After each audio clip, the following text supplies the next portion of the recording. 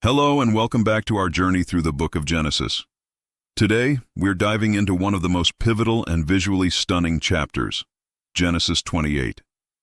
This is where a man on the run has an encounter that changes everything, not just for him, but for generations to come. So let's set the scene. Jacob, our protagonist, is in a tough spot. He's just deceived his father, Isaac, and stolen the blessing meant for his twin brother, Esau. As you can imagine, Esau is furious and plotting revenge. So on the advice of his mother, Rebekah, Jacob is fleeing for his life. He's leaving everything he's ever known, his home, his family, and heading to a distant land called Haran to find his uncle Laban. This isn't a triumphant journey.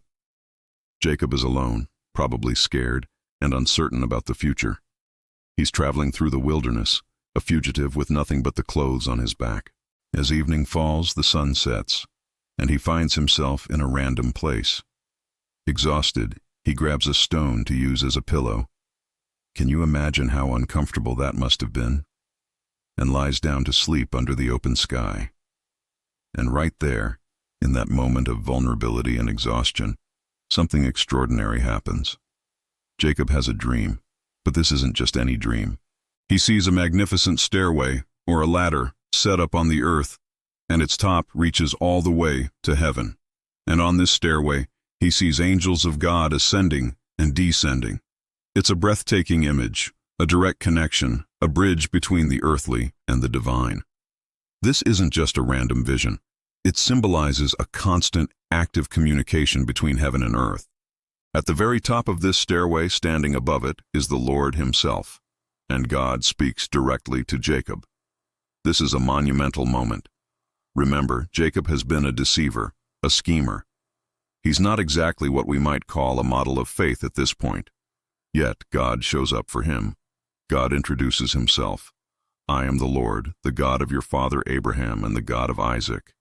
He immediately connects Jacob to the covenant promises made to his ancestors. This isn't a new plan. It's the continuation of a divine promise. Then, God gives Jacob a series of incredible promises, a threefold covenant that echoes what he promised Abraham and Isaac. First, the promise of land. God says, "The land on which you lie I will give to you and to your offspring." At this moment, Jacob is just a lonely traveler sleeping on a patch of dirt.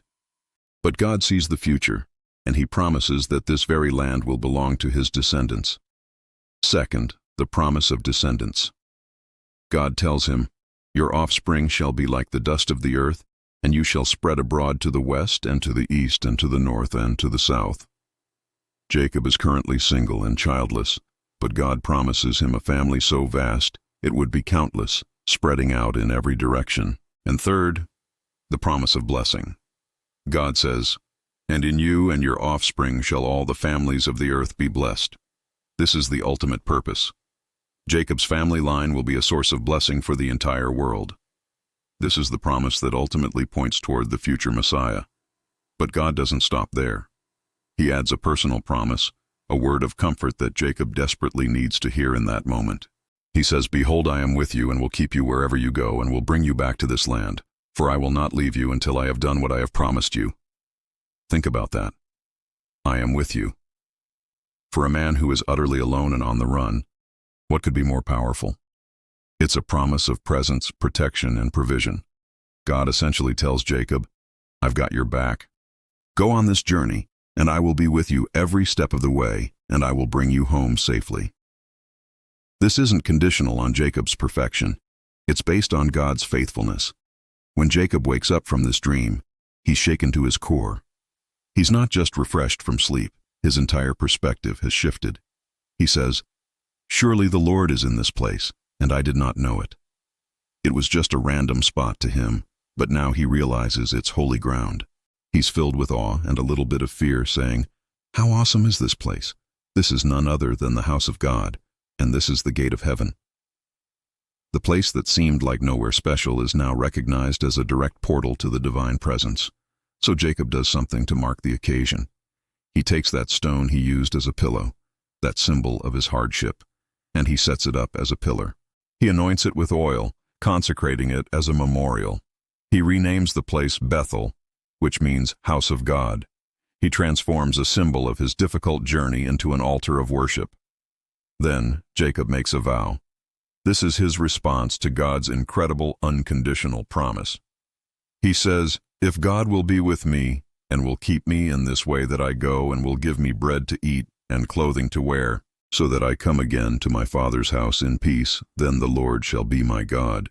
He's essentially saying, God, if you do what you promised, if you are with me, protect me, provide for me, and bring me home, then I will fully commit to you. He continues, "And this stone, which I have set up for a pillar, shall be God's house, and of all that you give me, I will give a full tenth to you." He pledges his worship and his resources, committing to give back a tenth of everything God gives him. This is a turning point for Jacob. He started his journey running away from his brother, but now he's running toward a future with God. He's still flawed, and he has a long, difficult road ahead of him in Haran, as we'll see in the coming chapters. But this encounter at Bethel is the anchor for his faith. He now knows without a doubt that God is with him and has a plan for his life. The story of Jacob's ladder is so powerful because it reminds us that God often meets us in our most desperate places. When we feel alone, on the run, or like we've made a mess of things, that's often when God breaks through. He shows up not because we are perfect, but because he is faithful. The connection between heaven and earth is always open, and he promises his presence to guide us, protect us, and see us through. What started as a story of a man fleeing his past became the story of a man stepping into his God-given destiny. And that journey of transformation, which began with a dream of a ladder to heaven, is a beautiful testament to God's amazing grace. Thank you so much for joining me today to explore this incredible chapter. I hope it encouraged you. If you enjoyed this video, please give it a thumbs up and consider subscribing to the channel for more explorations of these timeless stories. I'd love to hear your thoughts in the comments below. What part of this story stood out to you the most? Until next time, take care.